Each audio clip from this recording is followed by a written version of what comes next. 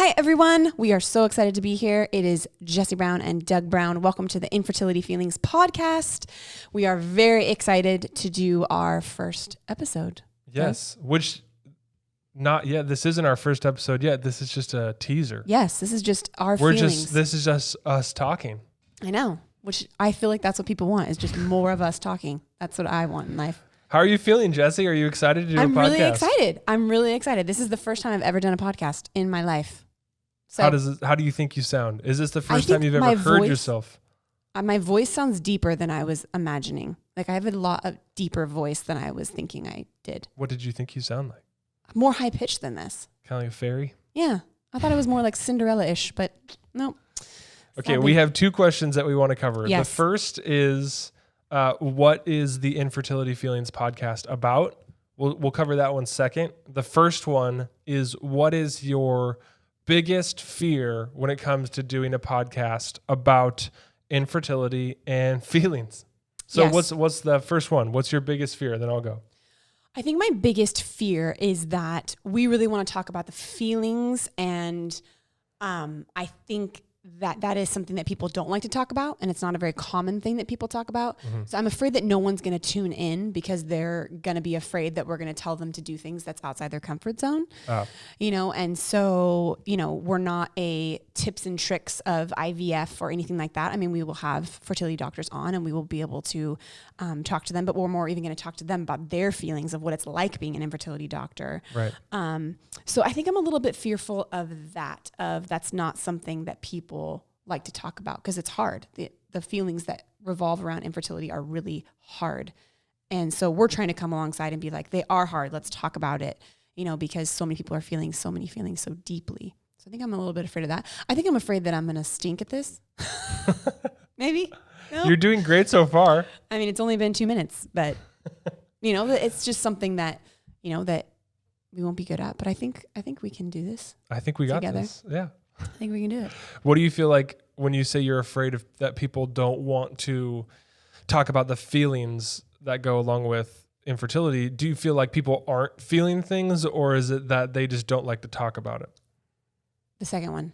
I think people are feeling a lot of feelings all the time, very deeply, but only a small amount of people in their life know about it, or people that are feeling strong feelings and hard feelings are stuffing them down.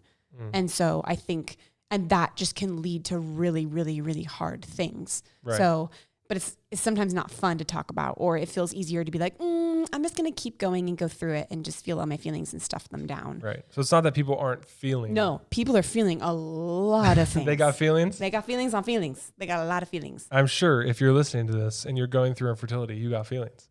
Yeah. At least you're well, I don't know. What was the main feeling for you? If you could put all of infertility into one feeling word. That's so hard. Mine would be what would yours be? Overwhelming. That's a feeling word, right? Yeah. Overwhelming. It's funny. I always want to say hopeless to this, but I don't know if that's a feeling. That's a really great positive. Yeah. Let's just start there. Out of control. Mm-hmm. Up and down. I felt very, very, very up and down. And for me, I didn't realize how many feelings I was feeling until I was out of it. And we only did one IUI and one IVF. Right. So I can't imagine you just roll on to the next one. It's like sometimes you're just in go mode and you're almost in, extreme mode. Yeah. It's like it's like, that's why I think it's so important to sometimes take breaks, because you can feel all those feelings. I almost feel like when you say you're afraid that people don't want to enter into the feelings of it, it's like, I think of like a soldier in battle, where you're like marching towards the front line and you have this objective and someone says, hey, how are you feeling? Yeah. It's almost like you're like, I don't know. I have no idea. And I don't even want to go there. Right. Totally. But I think the important part of what we're doing is that infertility is not, it's not war, you're like, you're not getting shot at. It feels like it. Yeah. I was going to say, it can feel like that sometimes. But if you don't take time to process those feelings, right? Like for us, we know it's not like things just magically get better someday. It's not like magically one day you're like, now I can feel all my feelings. It's you that I just need to soldier on attitude. You almost learn it and then you never move away from it, which is kind of What scary. do you mean? Learn what? You learn that like, let's just soldier on. Yes. I'll deal with this later. I'll deal with how sad this was later. And then all of a sudden you're 40, 45, and we know people and therapists who are, they're looking back going, oh, I never stopped that attitude of, oh, well, I'll do it later. So it stopping and talking about your feelings throughout the whole way is really incredibly important. This even happened, and this is something that really isn't talked about, is your infertility following you even after you have kids. Right. We know someone well who had struggled really hard with one child and just to get pregnant and almost miscarried them, and then has another child, and they don't feel any of the feelings. Right. Like with the child that they almost miscarried, they still feel the effects of infertility, and that child is a teenager. You know what I mean? And the other child, they don't feel that as strongly. So it's like, I think that's also something of like, you have to deal with even if you get pregnant. I think some people think like, oh, it's gone, just poof, gone. And it's like, not sure. So that's what we want to talk about. We're excited to talk about. That's the sad reality is that you have to deal with your feelings. And that's because that's part of you. You can't just close that off and say, oh, I don't have those. Or whatever. So speaking of feelings, being a male, I feel like being a male, it's even harder to be, it's hard to be a woman and share those, but I think as a male, that's not something that people practice all the time. Maybe that's a good way to put it. Practice talking about your feelings. So as a male, what are you afraid of for this podcast? Is that the right question? Yeah, I think, I think for me, the thing that I'm most afraid of is I'm doing this together is wonderful, but also I'm even like in the network that we have, there's not a lot of men talking about infertility, and there's not a lot of men saying like, oh, let's talk about all of our feelings. It's more like about, oh, how is my wife feeling, or how is my partner feeling, how's my spouse feeling? And I feel like that's probably my fear, is that, well, it's like a fear and a worry that I have, is that infertility is seen as a woman's issue, and it's seen as like, oh, if we could just support these women, and then the whole problem will go away, or they'll feel better, and then we'll be good. But I think that one is that there's a problem that worries me, but also two, it's one thing I'm afraid of is like, I'm going to be talking about infertility, and we're going to be talking about all these feelings, and we're going to talk about a trauma-informed approach to infertility, and everyone's going to go, who are you? Why are you talking about this? So I think that's something. Me specifically. Yeah. So I think it's even something I've been afraid of in the past is, do I have a voice in this community? Do people want to hear, or do people just want to leave this as a women's issue? But I don't think it should be. And I don't think people do. I think we get DMs and stuff all the time of like, do you have anything for males? Do you have anything for guys? So I think you can be the catalyst in a lot of ways of talking about this and being comfortable and showing your example, because it is hard. A man, when you're struggling with infertility, almost is more of a supportive role. So it's almost like, oh, you're not feeling anything. But how extreme feelings were you feeling? Right. You know what I mean? When we were going through all that, a lot. And I think if this is the Infertility Feelings podcast, feelings are universal, right? Yeah. I mean, like everyone has them. No one can escape them. I never took the specific hormone shots to get pregnant, but I had feelings about all of it. It's not like it's not like you took the feelings and I didn't take the feelings. Yeah. It was we mutually went through it. So I think it's important for all of us to talk about it. Yeah. What are you afraid? So you're afraid of that. And then what are you about you personally? What am I personally afraid of? Yeah. With the podcast. I think it's just a lot of us talking, and I'm excited about that. Okay, yeah.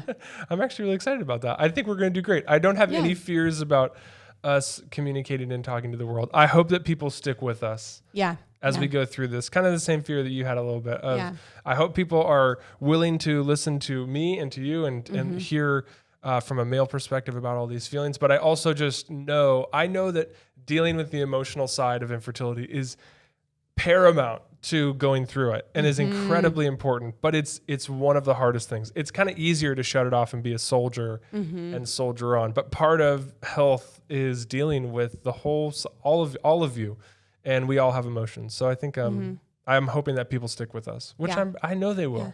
And I feel like we have a lot of great guests. Like we're going to be talking to, like, I've never heard what it's like to be an infertility doctor. Yeah. Emotionally. I've never heard that. What's it like on the drive home when you've told 2 people that they miscarried that day? You know what I mean? Like stuff like that. And then we're going to bring therapists in here. Can you imagine?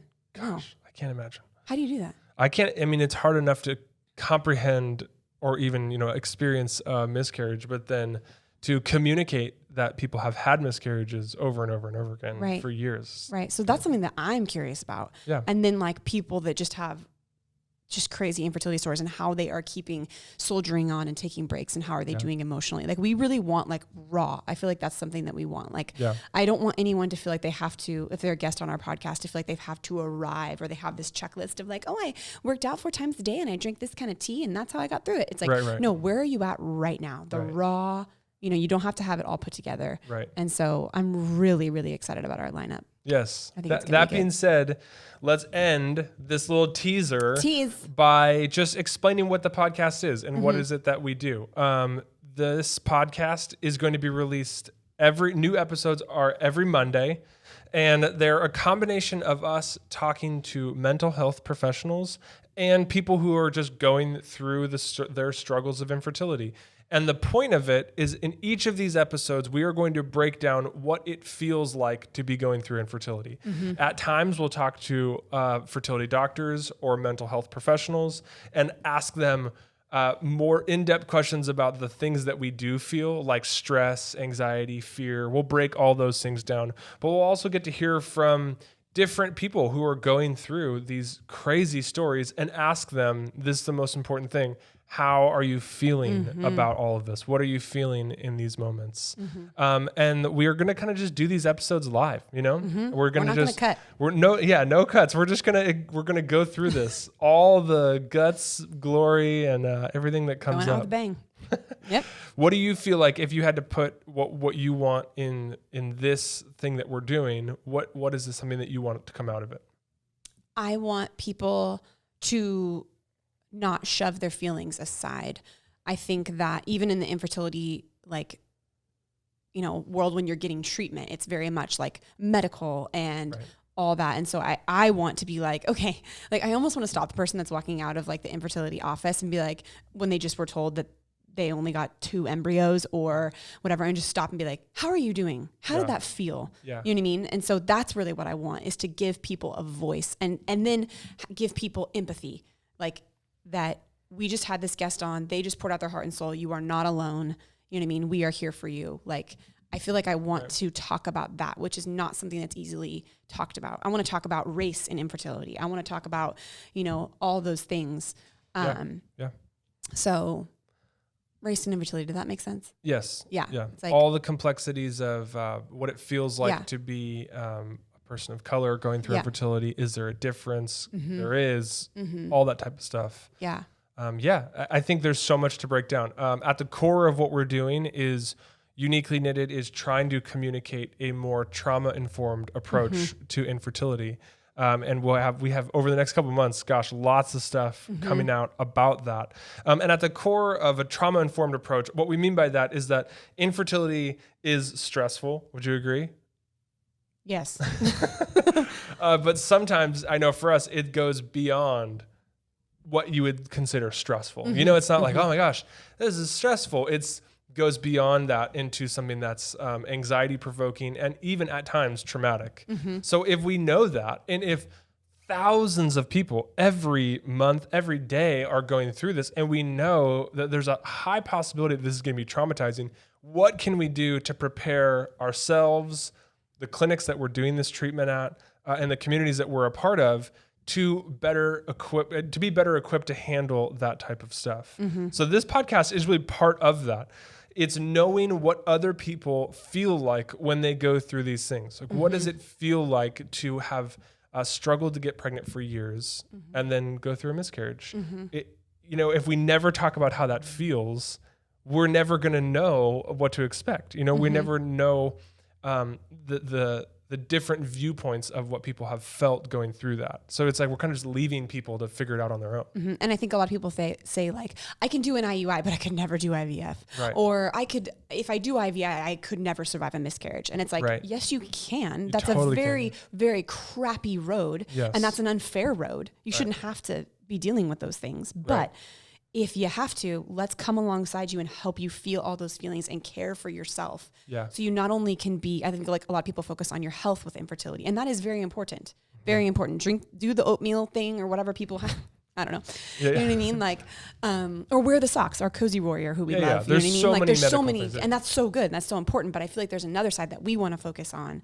That's like, yeah, but if you have to do that, if your path leads to IVF, if it leads to adoption, if it leads to foster care, like how do you do that emotionally? Right. Because people just go in lost or, Right. you know, and they just don't give room to feel all those feelings. So we want to come alongside and not only be the best version of yourself physically and all those things, but emotionally. Absolutely. And then with your partner being emotionally Right. ready. Yes. Do it. And the best way to do that is to hear from other people Yep. about what it feels like. Yep. Yeah. Yep. So that's the podcast. And this has been your little teaser intro. Yes. Tune in next Monday. Next Monday. We're We're excited. going to jump into it. Yes. It's Do going we to say be who the exciting. guest is or no? No, not yet. Let's leave surprise. Ooh, surprise. Episode 1, surprise. Yep. Also, we're going to figure out how to do everything when it comes to a podcast, like intro, music. Will we have had an intro on this one? I don't know. Okay. I have no idea. You know, I could sing it. Okay, go for it.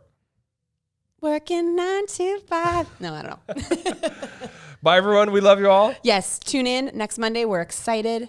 And you to be can here. check it out on every major podcast hosting site. We'll also post about it on Instagram, and we'll call you and we'll tell you about it. Yeah. We're going to text you. Text every single person that we know. All right. Bye, everyone. Have a great Yes. week. Bye.